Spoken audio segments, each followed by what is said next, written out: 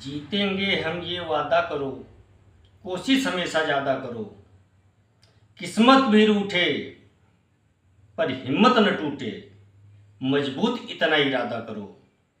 जब आंखों में अरमान लिया, मंजिल को अपना मान लिया, अब मुश्किल क्या आसान है क्या, जब ठान लिया तो ठान लिया। मेरे सभी मदरसा आधुनिकरण शिक्षक साथियों को मेरा नमस्कार। मैं पंकज मिश्रा, मदरसा आधुनिक शिक्षक। दोस्तों, जैसा कि आप जानते हैं कि मदरसा आधुनिकरण शिक्षकों को लेकर के आपस में बड़ी भ्रांतियां हैं। लोग तरह तरह की बातें करते हैं, एक दूसरे के ऊपर इल्ज़ाम लगाने से थकते नहीं हैं और एक दूसरे के ऊपर इल्ज़ाम लगाते लगाते सब कुछ चौपट कर दिया। अभी भी अपना झंडा ऊंचा करने के लिए एक दूसरे को नीचा दिखाने का प्रयास कर रहे हैं और ये प्रयास उनका भारतीय जनता पार्टी की सरकार कमोबेश पूरी कर रही है। समझ नहीं पा रहे वो लोग, इतनी समझ नहीं है उनके अंदर। एक कहावत है, घर का भेदी लंका ढावे, उसी तरह से अपने लोग हैं दोस्तों।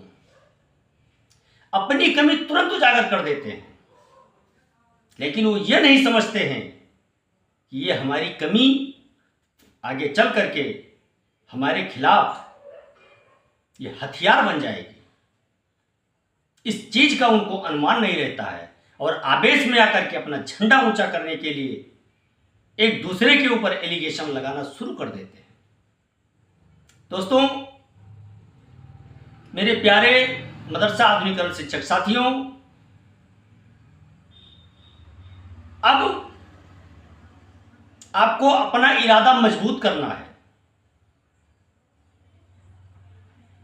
और मंजिल पाने के लिए आपको दृढ़ संकल्प लेना है।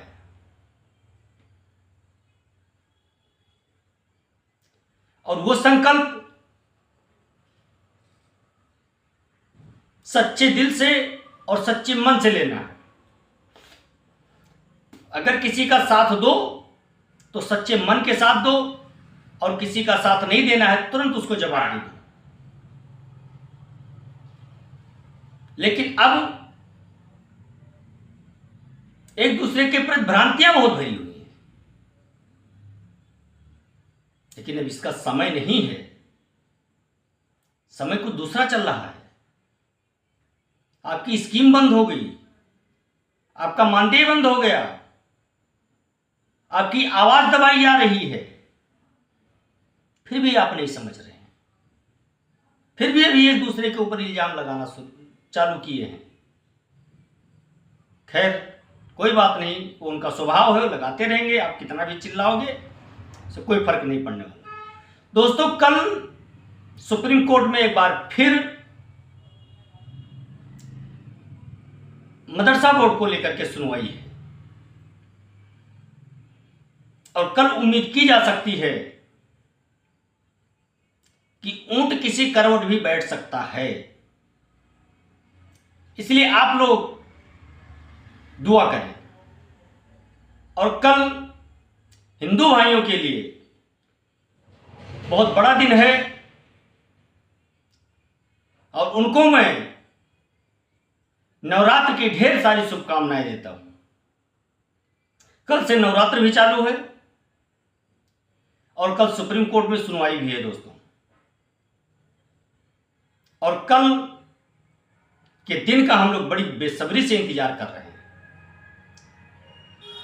लेकिन उससे पहले, जैसा कि कल मैंने आपको वीडियो संदेश में बताया था और सुबह एक वीडियो मैंने आपके अपने चैनल पे डाला था, उसको आप लोगों ने देखा है। उन सब बातों से ऐसा प्रतीत हो रहा है कि एक बार फिर हम चर्चा का केंद्र बन गए हैं। और दोस्तों, इस समय भारत की सरकार और उत्तर प्रदेश की सरकार फटाफट फैसले ले रही है दोस्तों। जो अपनी उपस्थिति दर्ज करा ले जाता है,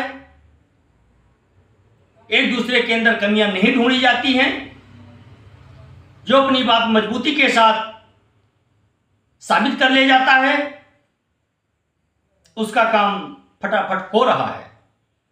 आज आपने देखा होगा कई ग्रुपों पर कुछ शिक्षक साथियों ने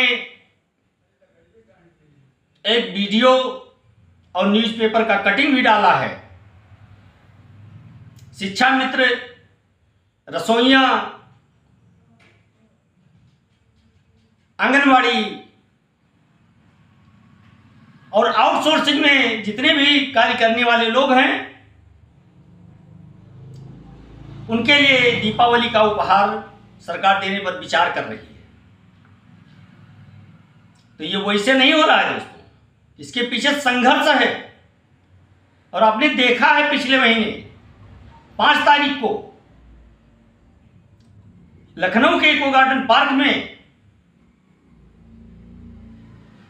जितने संख्या में शिक्षा मित्र हैं, उससे 2 गुनी संख्या में शिक्षा मित्र आए थे।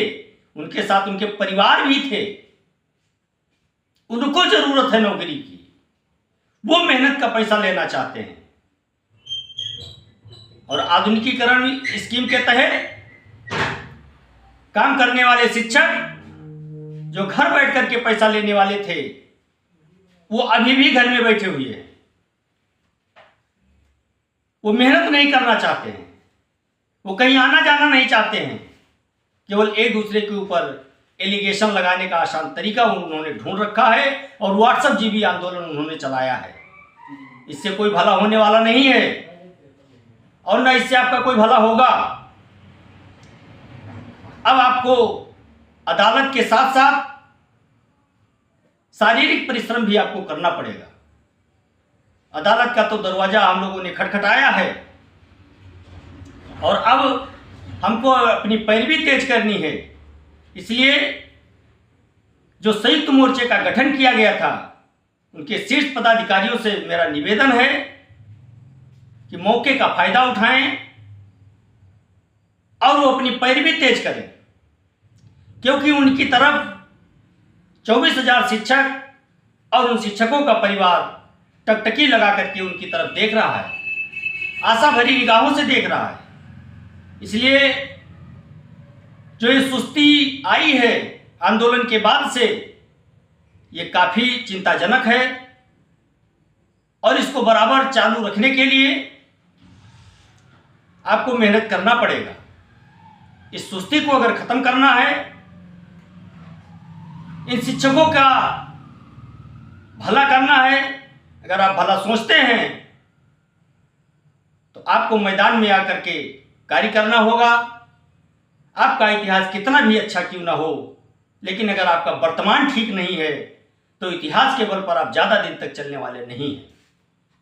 इसलिए आपसे मेरा निवेदन है कि मदरसा आधुनिकीकरण शिक्षकों की समस्याओं को जल्दी से जल्दी इनका समाधान कराएं और इनके खोए हुए सम्मान को वापस दिलाएं, जिसके लिए आपको अध्यक्ष, कोषाध्यक्ष, सचिव, महासचिव, प्रवक्ता ऐसी उपाधियों से आपको नवाजा गया था। तो टैग लेकर के घूमने से नहीं मिल पाएगा। आपको फील्ड में उतर करके मेहनत करना पड़ेगा और आप मेहनत करिए। आपके साथ सभी शिक्षक हैं। अगर आप ईमानदारी के साथ मैदान में आते हैं तो शिक्षक आपका पूरा सहयोग करेगा, पूरा साथ देगा, लेकिन आप ईमानदारी के साथ मैदान में आए। और दोस्तों, 1 सप्ताह के अंदर अंदर माननीय सर्वोच्च न्यायालय में मदरसा आधुनिकीकरण शिक्षकों के तरफ से एक हलफनामा दायर किया जाएगा। उसकी तैयारी की जा रही है। उसमें आप लोग थोड़ा थोड़ा सहयोग करें, जिससे पैरवीकर्ता को ज़्यादा तकलीफों का सामना न करना पड़े और समस्त शिक्षकों के तरफ से यह हलफनामा दायर किया जाएगा। और जिस तरह से NCPCR ने अपनी रिपोर्ट लगाई है माननीय सर्वोच्च न्यायालय में, उत्तर प्रदेश की सरकार ने जिस तरह से रिपोर्ट लगाई है सर्वोच्च न्यायालय में, उससे हम लोगों की आशाएं काफी बढ़ गई हैं। और इन आशाओं के साथ हम लोगों ने एक अवसर अपना खोजने का प्रयास शुरू कर दिया है। और मुझे उम्मीद है कि जहां से हम लोग बिल्कुल नर्वस होते जा रहे थे, वहां हम लोगों को आगे लड़ाई के लिए ऑक्सीजन का सिलेंडर मिल गया है और वो ऑक्सीजन हमको नई ऊर्जा प्रदान कर रहा है। और उस ऊर्जा के साथ हम अगर लड़ाई लड़ते हैं, फील्ड पे लड़ते हैं, कोर्ट कचहरी में लड़ते हैं, तो हमको सफलता मिलनी निश्चित है दोस्तों। हमको सफल होने से कोई रोक नहीं सकता है और हमारे खोए हुए सम्मान को सरकार को वापस करना पड़ेगा और हमारी सभी मांगों को पूरा करना पड़ेगा। दोस्तों, इस उम्मीद और आशा के साथ आज मैं आप लोगों से यहीं पे क्षमा चाहता हूं, क्योंकि समय आज थोड़ा कम है, इसलिए अपना वीडियो मैं यहीं से समाप्त करता हूं और अगले दिन नए अपडेट के साथ आप लोगों के साथ फिर उपस्थित होऊंगा। तब तक के लिए नमस्कार, जय हिंद, जय भारत, भारत माता की जय।